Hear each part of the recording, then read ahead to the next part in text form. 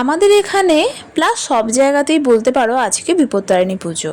যদিও এটা অনেকেই শনিবার দিনও পালন করে, আমাদের এখানে মঙ্গলবার দিনই হয়। আমার মা বিপত্তারিণী পুজো থালা সাজানোর পাশে পাশে হরিমনসার জন্য পুজোর থালা সাজিয়ে ফেললো, আর এখন সেগুলো পুজো দিয়ে আসবে। আর এই যে এখন বাঁধছে, এটা হলো বিপত্তারিণীর ডুরি, যেটা 13টি গিট আর 13টি দূর্বা দিয়ে করা হয়। আর আমার যেটা ভালো লাগে সেটা হলো বিপত্তারিণী পুজোর খাবার, যেটা উইদাউট অন্য কোনো রকম মশলা, মানে কালো জিরা, শুকনো লঙ্কা, সৈন্ধব, লবণ আর চিনি দিয়ে ছাড়া, আর সাদা তেল আর ঘি দিয়ে রান্না করা হয়।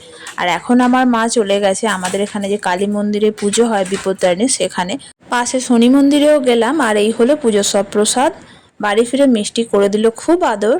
আর চলো খাবারগুলো দেখিয়ে দিই। ছিল লুচি, সাদা আলুর তরকারি, সুজির বরফি, মুগ ডাল, আলু ভাজা, পটল ভাজা আর মিষ্টি। মাও চলে এলো অঞ্জলি দিয়ে আর মিষ্টি করে দিল খুব খুব আদর। এই হলো পুজোর প্রসাদ, আর এই বসে পড়লো মা খেতে।